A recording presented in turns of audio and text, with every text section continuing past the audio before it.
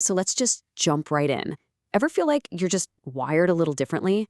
Like some of your habits seem kind of weird compared to everyone else? Well, today we're going to decode 8 of those so-called quirks. And you'll see they're not weird at all. Nope. They're actually signs of a seriously powerful and self-regulated mind. So let me ask you this. Picture a crisis. Everything's going haywire, people are freaking out. Are you the one who suddenly gets calm? The one who gets quiet and laser focused while everyone else is just spinning? If you're not in your head right now, even just a little, then yeah, you're in the right place. There's actually a name for this type of person. They're called a natural stoic. And listen, this doesn't mean you're cold or you don't have feelings. Not at all. It just means your brain is, well, it's wired for internal strength. It naturally defaults to logic and careful observation instead of, those knee-jerk emotional reactions we see all the time. So to really get a handle on this, we're going to break it down into 8 key habits. And we'll start by looking at your inner world, like what's actually happening inside your head when you're processing information, stress, and all that. Okay, let's get into the first one. This is probably the most obvious habit, especially when things start to go sideways. It's this. You stay calm in the middle of chaos. When everyone else is reacting to every little emotional flare-up, you just detach. Now, to someone on the outside, that might look cold, but it's not. It's an incredible strength called cognitive control under stress. And what's so cool about this is your mind isn't just shutting off, it's actually kicking into high gear.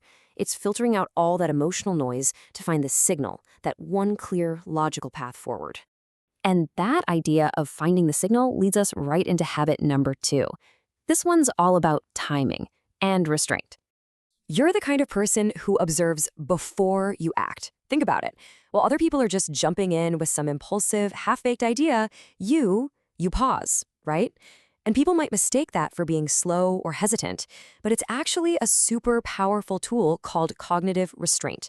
That little pause, it's not empty space. It's your brain working, processing everything, so that when you do speak or act, it's with total clarity. All right, habit number 3. Now, this is one that, people might genuinely think is a little strange if they caught you in the act. You talk to yourself, but here's the deal. It's not weird. It's actually a sign of a really high-functioning mind. The technical term is verbal reasoning, and it's how you build clarity. See, by turning those messy, abstract thoughts into actual words, even if you're just muttering them, you're organizing everything. You're untangling problems and basically road testing your ideas in real time. So, where does all this deep thinking and self-talk happen? Well, that brings us perfectly to habit number 4. You actually prefer walking alone. And let's be clear, this is not about being antisocial. Not at all.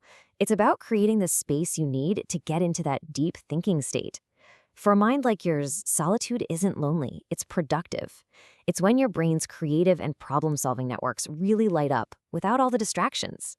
So that walk you take, it's not just a walk, it's essential work. So what do these first 4 habits all have in common? Well, it's this. What looks like being detached or even isolated from the outside is actually a super engaged internal process. It all comes back to that one core idea. Your mind is simply filtering out the noise to find the signal. Okay, so that's the inner world. Now, let's talk about how all that internal wiring shapes how you act and interact with the outer world. All right, habit number 5. This one might really resonate, especially with how obsessed our culture is with celebrating, well, everything. You treat your birthday like it's just another Tuesday. And yeah, some people might see that as being unenthusiastic, but it's really a sign of a massive strength, low social dependency. Think about it. Your self-worth isn't some balloon that needs other people to pump it full of air once a year. Nope, it's generated from the inside, day in and day out. You don't need those spotlight moments, and that's exactly why you're so stable. And speaking of that internal stability, that leads us right into habit number 6, which is all about the power of quiet ambition. You move in silence. You're not the person who broadcasts every single goal or new project to the world. And it's not because you're secretive. It's actually a really smart psychological move. See, studies show that when you announce your goals, your brain gets this little hit of satisfaction, as if you've already done it. And that can totally kill your motivation. By staying quiet, you're focusing on what psychologists call implementation intentions. You're all about the doing, not getting applause for just talking about doing. So, what happens when your logical brain runs into the classic line, but that's how we've always done it? Well, that's habit number 7.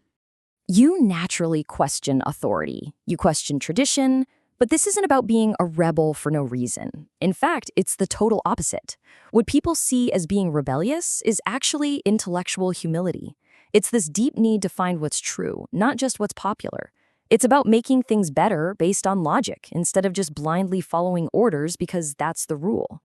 And that brings us to our final habit, number 8. And this one flies directly in the face of our modern obsession with being online and being seen. You choose privacy over performance every time. For you, being private feels like a safe harbor, not some lonely island. And sure, others might think you're guarded, but it really comes from outgrowing something called the spotlight effect. You know, that constant nagging feeling that everyone's watching and judging you? Your strength here is something called self-concept clarity. You just have such a solid internal sense of who you are that you don't need a bunch of likes or comments to validate it. So when you look at all 8 of these weird habits together, you realize they're not flaws at all, are they? They're the building blocks of a mind that's just deeper, more logical, more emotionally independent than most. You've basically built a fortress of logic in a world that's drowning in emotional noise. And this really hammers home a powerful idea. You know, in a world that pretty much demands we overshare everything, choosing to be quiet, to be observant, to be private, that's not a weakness. It is a profound form of power. So if you saw yourself in any of this, you're not weird. You're just wired differently, and that's a good thing. The only real question is, now that you get it, now that you understand this wiring, what will you build with the incredible fortress that is your mind?